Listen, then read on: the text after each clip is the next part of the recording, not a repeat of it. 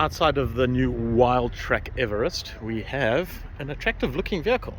The front end looks familiar to those of us who've seen all the Ford and, although Ford, listen to me, the Ranger. It's, as one would expect. This, though, is the V6 version. See, I always point these things out to you. And I have to say, as before, this 3-litre motor is so silky smooth and so quiet. It's a thing of beauty. The rear, of course, is where things start to differ from the Ranger. This is a 7-seater vehicle and it is big, really big. We have a powered tailgate. Let's just see if that works. There we go. When I find the button, as you can see, I'm driving number 6. Look at the space in this thing. It's huge. Okay, and I haven't even got the bottom 2 seats up. But if I get the 2 seats up, I still actually have some space for luggage. Maybe I'll do that a bit later. But powered tailgate, as one would expect at this kind of class. And we have a decent looking tow hitch, which is removable if one is interested in aesthetics. Overall though, a handsome looking vehicle. It is big. Seriously, it is big. And you get that sense when you're driving behind the wheel. And we'll do some on the road footage for you, and you can have my thoughts about what it's like actually on the road. I have to say, I'm beginning to really like the look of these mags too, just as a casual observation standing here. Right, moving to the interior of the Everest. It's again what we've seen from Ford before, if one just ignores my cup of coffee, because we've stopped here for a quick coffee break. But this is the all digital dash, all digital everything. Just turn it on, it's going to make a bunch of noises, a couple of intro screens, couple of things. But obviously pride of place is taken away by the sensor console, and it is comprehensive, has everything attached to it. You can basically navigate pretty much everything on the car from the central console. I obviously have my Android Auto connected, steering wheel functionality, multifunction of course, and this being the Wildtrak Everest, we've got to have Wildtrak orange stitching, which is here in the interior. We've got to have Wildtrak sunglass case and the massive panoramic sunroof. Those who know me, I'm not a fan. But over there, somewhere down at the back, is the end of this car. I don't know, 3 or 4 kilometers away from where I'm sitting right now. The sense of space in the Everest is just enormous. Wireless charging down here that I discovered. We've got some off-road modes here. We've got some other off-road modes here. You can see we've got a proper 4-wheel drive car. We have, thanks Ford, a spec sheet and a price.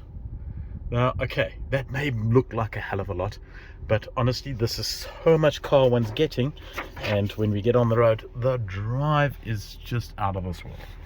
Really, it is sublime, and we'll cover that in a bit more detail as we go. I just want to run through a couple of the menus just very quickly. You've got everything you can possibly think about accessible from here on your digital dash, which is really a nice feature. And the digital dash is big without being obtrusive, and I quite like that. I haven't found the rev counter yet because I just wanted to see what kind of revs this motor is doing. It is that smooth, you don't actually know.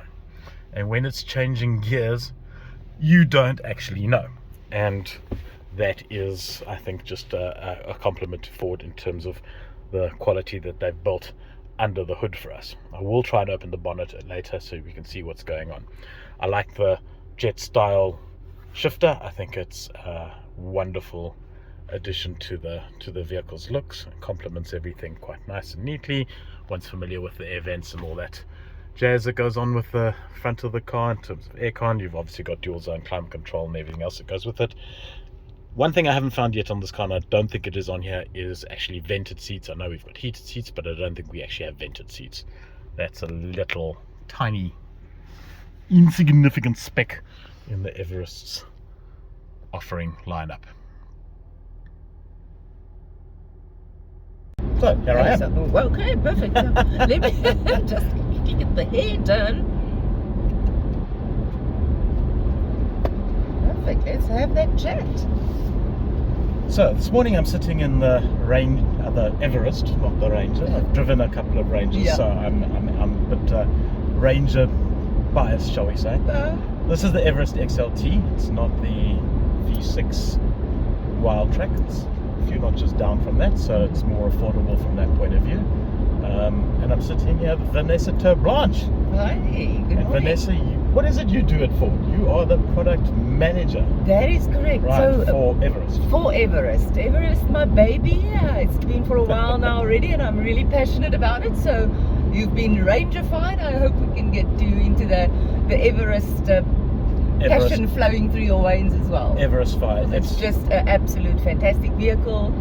So not just do I look at the current vehicle in market, but we're already working on future spec and what we can expect in the years to come. So, on that, it's quite obvious that Ford have taken the Everest and said, right, we're notching it up a couple of brackets in the market. We're no longer focusing on where it used to compete in the marketplace. We've gone up, and I mean, the family resemblance with the Ranger is inherently, immediately apparent in the displays, in the digital approach that Ford has taken to these vehicles. Yes. And so it's, for me, an immediate upgrade on the old one, significantly so. We've seen that in the pricing, and we've certainly seen it in the spec. And the one we're driving at the moment is a 2-litre twin-turbo diesel. Yeah. With 154 kilowatts, That's 500 newton litres. meters, which is a lot from a 2-litre turbo. Listen, we used to look down on those with 2 liters, but Not anymore. we've been converted. Not and anymore. I've actually. Cars on the right, that's walking. Just And that, interrupting us, is our convoy leader, because at the moment we're just taking a pleasant drive on the highway back to Lancia, where we departed from yesterday. So for me, the Wildtrak presents an interesting price point Okay. discussion, Yeah. because at $1,084,000, you're only 60 grand off the Platinum. Yeah. Why would anyone buy a Wildtrak? Well, now this is my personal opinion. I'm just throwing you in the deep end there. Thanks. Let me go back to Wildtrak as such. I Yeah. think the nameplate or the actual series Wildtrak that we've been selling on Ranger for a long time has been such a huge success. People would actually call it a Wildtrak instead of a Ranger Wildtrak. It's a known series. People has come accustomed to it, and it just offers you that more off-roady, overlanding, So in other words, it's more rugged. definitely more rugged. Thanks, Katrina. That's radio, noisy. So it's a more rugged. Adventurous. Yeah.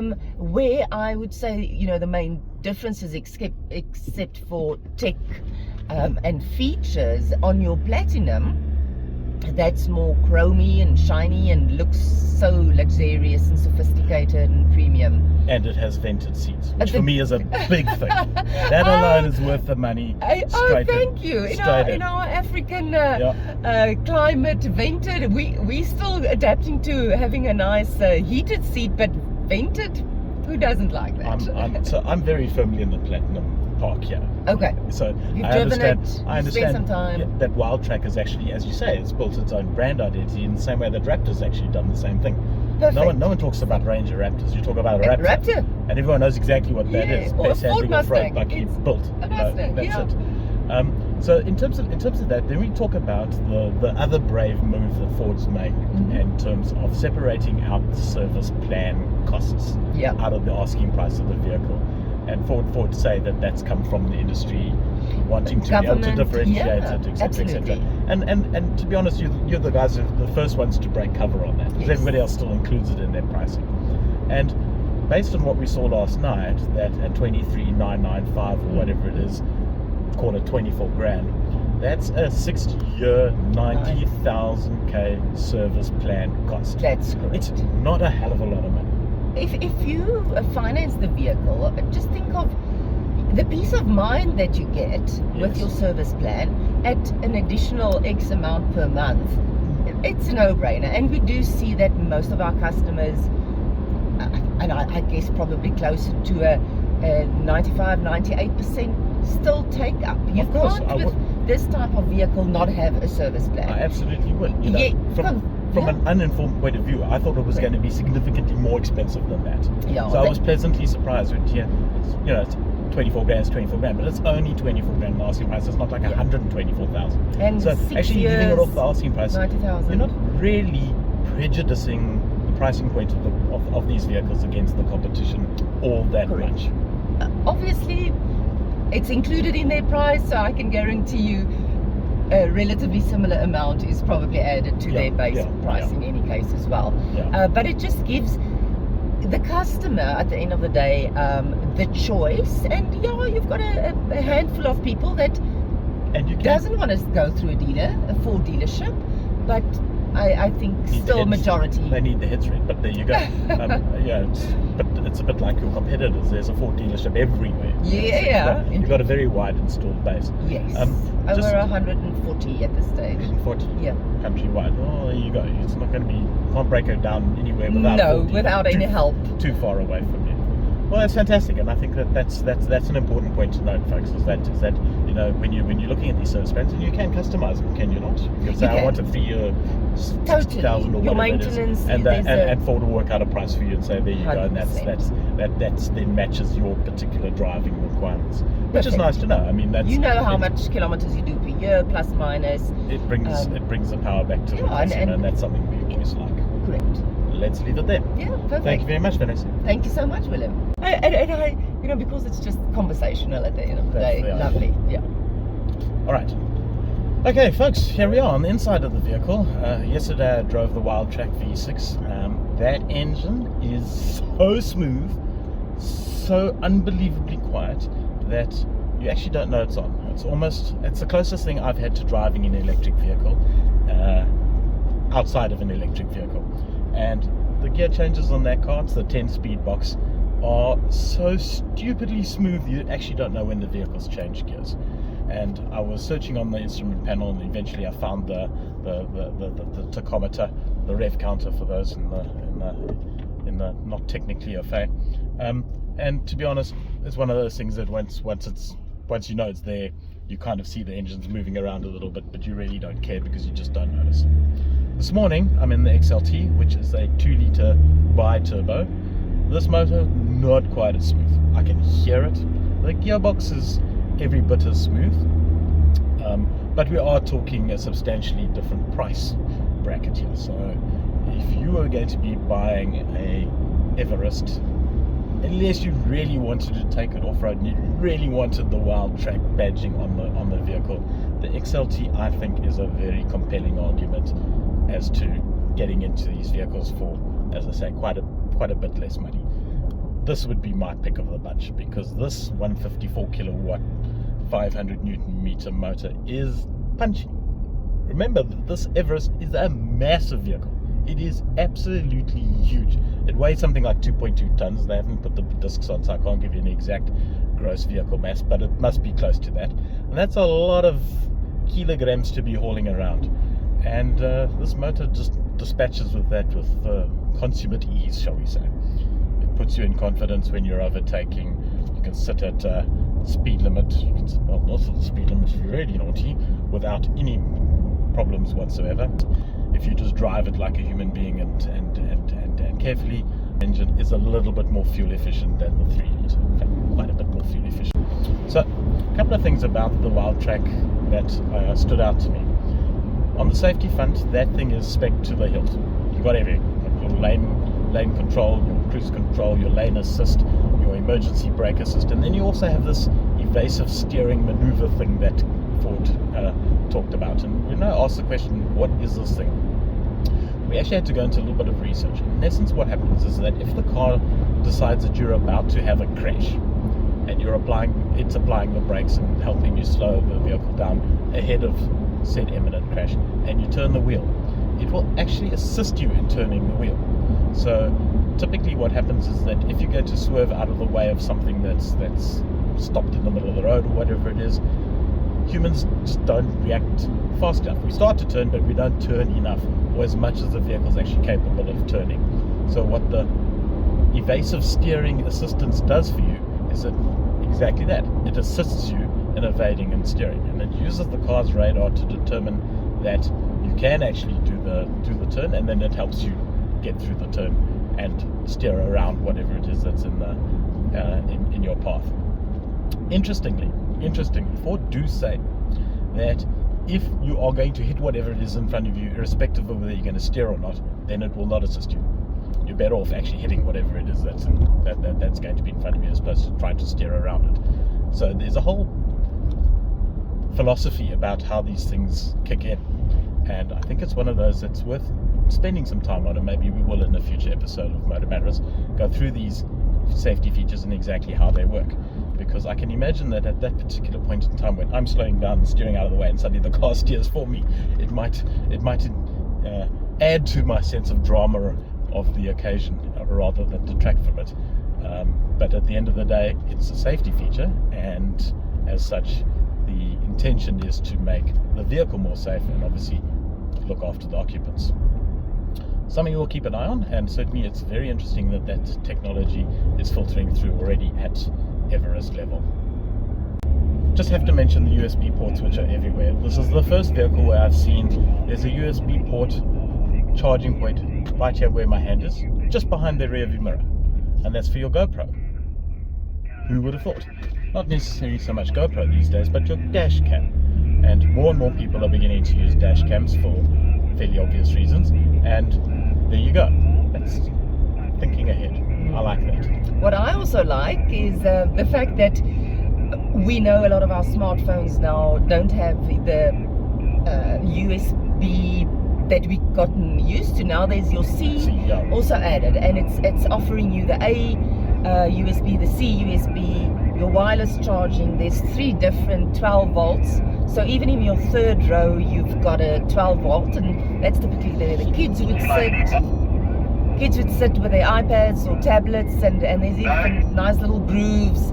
So everyone's charged. Everyone has a smartphone, but batteries are not as smart as we would like them to be. But the Everest offers you the convenience of keeping yourself fully loaded. Spot on. Can't say more than that. I mean, you can never have too many USBs. You can only ever have too few. Oh, so you're not going to run out here. Before I forget, there's also the 400 watt Yes, in correct. the center console, so even your laptop You can charge. with no effort. Maybe it also helps with our home schedules of load shedding, so bring all the apparatus and get them charged in your vehicle. If it comes to it, absolutely. Yeah. Absolutely. Cool. Lastly, I promise this is the last. The central instrument cluster on this thing is an 8.2 inch, something like that. Okay, yeah. But it's infinitely customizable. So you can have it display whatever it is you want it to display. So I have a tach at the moment, I have my temperature, my oil temperature, but I can equally as easily just change that to my trip meter. Done. And that will now sit there on my display. So I can basically customize my instrument panel any which way I want. And I'd like that too, because I like to see what my revs are, specifically, as say on the 3 litre, who cares, but on this 2 litre it's interesting just to see where the revs are sitting, and I'd just like to track what my fuel consumption is doing as I go along. So I can turn those on. The big friendly speed dial right in the middle is telling me that I'm doing exactly 118 kilometers an hour, and of course I could just set that with my cruise control right here if I wanted to. So a lot of useful tech again on the Ford, and easily accessible via the steering wheel. So it's a case of I just tune a few knobs and whatever I want is there. I don't even have to take my eyes off the road.